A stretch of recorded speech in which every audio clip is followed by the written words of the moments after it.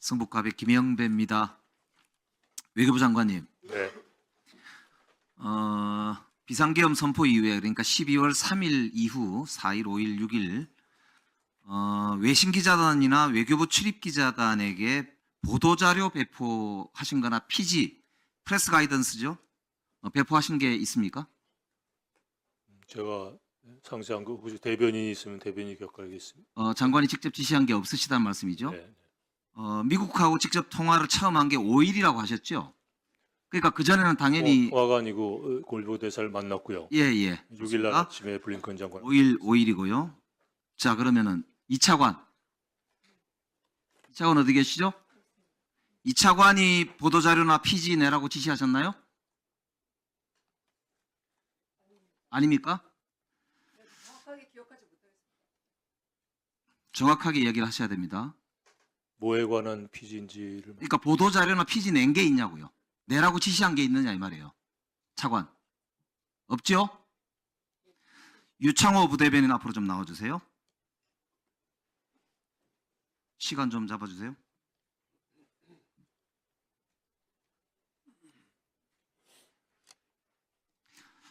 예, 유창호 외교부 부대변인 맞으시죠? 맞습니다. 예. 외교부 부대변인 오시기 전에 어디 계셨어요? 직책이? 바로 직전에는 외교부 본부에서 그 전에요? 그 전에는 그 대통령실에서 기획 미래정책 비서관실인가요? 네 맞습니다. 행정관으로 계셨던 모양이죠? 맞습니다. 유창호 부대변인이 외신 기자들한테 자료 보낸 게 있으십니까? 문답지 같은 형식으로? 정식으로 보낸 적은 없고요. 그럼 정식 아니고 보냈습니까? 네 개인적으로 보냈습니다. 개인적으로. 그 자료를 누가 작성했습니까? 대통령실에서 작성을 한 걸로 알고 있습니다. 대통령실 어디로부터 자료를 받았습니까? 외신 비서관실? 비서관실에서 받았습니다. 행정관입니까? 비서관입니까? 이 자리에서 말씀 안 드리겠습니다. 좋습니다. 그러면 그 내용 중에 저런 내용이 있죠? 이번 비상계엄은 헌법주의자이자 자유민주주의 헌정질서를 누구보다 숭배하는 대한민국 대통령으로서 내린 결단이다. 맞습니까? 맞습니까? 대답해 보세요. 맞는 모양이죠? 자, 다음 페이지 넘겨보세요. 거기에 보면 개인적인 헌정 말씀은 안 질서 파괴라는 지적이 나온다라는 질문을 해놓고 뭐라고 했어요? 의원들의 국회 출입을 통제하지 않았다 등등등의 이야기가 나옵니다. 대통령의 입장을 그대로 쓴 거죠. 다음 페이지. 야당과 타협이 이루어져야 되지 않느냐 했더니 민주당의 입법 폭주를 통한 국정농단의 도가 지나치다. 45년 동안 이런 야당은 없었다.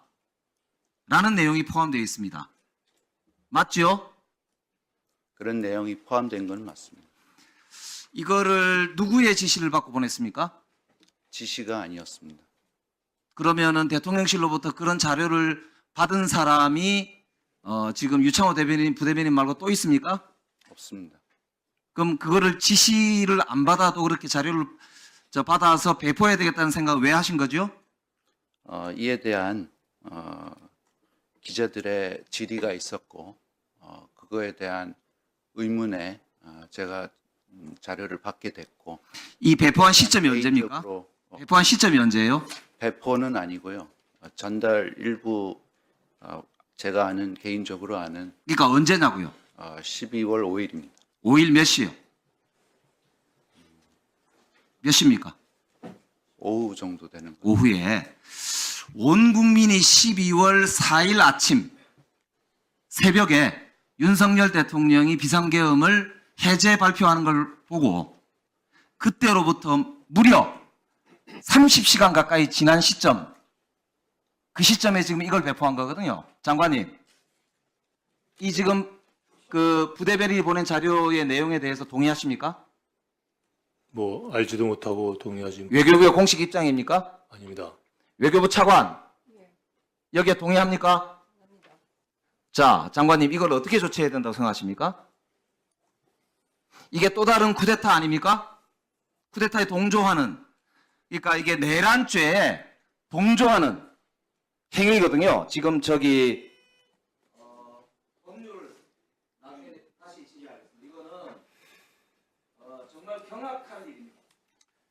어떻게 대한민국에서 이런 일이 있을 수가 있습니까? 외교부에서 아직도 정신을 못 차리는 놈들이 많습니다. 외교부의 부대변인이라는 자이자 말이죠. 이거 얼굴이 어떻게 생겼나 한번 보고 싶은데 유창호예요. 이름 기억해 둡시다. 외신 기자들한테 프레스 가이드, 그러니까 보도할 때 활용하는 공식 입장입니다. 이걸 보내는데 뭐라고 보내냐면은 참나 이 미친 참 앵커님 욕하지 마. 이런 미친아이 같은 놈들 제가 욕 대신해 드릴게요. 앵커님은 품위가 있으시니까. 여러분 제가 대신했습니다.